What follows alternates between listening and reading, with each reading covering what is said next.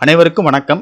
சற்று முன்பு தமிழக அரசு இன்று வெளியிட்டுள்ள முக்கியமான புதிய அறிவிப்புகள் என்னென்ன என்பதை பற்றி தான் நம்ம வீடியோல பார்க்க போறோம். வீடியோவை ஸ்கிப் பண்ணாம பாருங்க. வீடியோக்குள்ள போறதுக்கு முன்னாடி இந்த வீடியோக்கு ஒரு லைக் பட்டனை பிரஸ் பண்ணிக்கோங்க. இப்பதான் நம்ம சேனலுக்கு முதல் முறையா வரீங்கன்னா சப்ஸ்கிரைப் பட்டனை பிரஸ் பண்ணிக்கோங்க. கூடவே பெல் ஐகான் பட்டனை பிரஸ் பண்ணிக்கோங்க. வாங்க வீடியோக்குள்ள போகலாம். முதலாவது அறிவிப்பாக தமிழக முதலமைச்சர் மு.க. ஸ்டாலின் கச்சத்தீவை மீண்டும் பெற வலியுறுத்தி சட்டப்பேரவையில் நாளை அரசினர் தனி தீர்மானத்தை கொண்டு வருகிறார். இந்தியா இலங்கை ஒப்பந்தத்தை மறுபரிசீலனை செய்து கச்சத்தீவை திரும்ப பெற மத்திய அரசு நடவடிக்கை எடுக்க வலியுறுத்தியும் இலங்கை செல்லும் பிரதமர் மோடி அந்நாட்டு அரசுடன் பேசி சிறையில் வாடும் தமிழக மீனவர்கள் மற்றும் அவர்களின் படகுகளை மீட்க வலியுறுத்தியும் தீர்மானம் கொண்டு வரப்பட உள்ளது.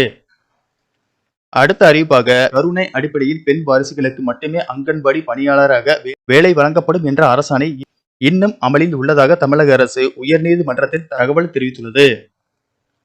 அடுத்த அறிவிப்பாக கலைஞர் மகளிர் உரிமை தொகை திட்டம் விரிவாக்கம். ஜூன் மாதம் 15ஆம் தேதிக்குள் புதிய பயனாளிகளின் பெயர் சேர்க்கப்பட்டு ஜூலை மாதம் முதல் அவர்களுக்கு மாதந்தோறும் 1000 ரூபாய் வழங்கப்படும். முன்னதாக மே முதல் வாரத்தில் இருந்து இ-சேவை மையங்கள் மூலமாக விண்ணப்பங்கள் பெறப்பட்டு பயனாளிகள் பட்டியல் வெளியிடப்படும் என தமிழ்நாடு நிதியமைச்சர் தங்கம் தென்னரசு அறிவித்துள்ளார்.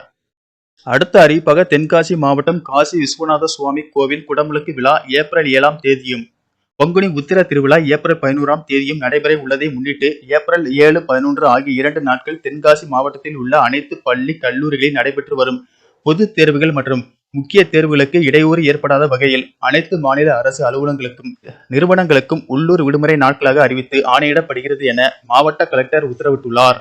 அடுத்த அறிவிப்பாக தமிழகத்தில் கனமழைக்கான எச்சரிக்கை விடுக்கப்பட்டுள்ளது.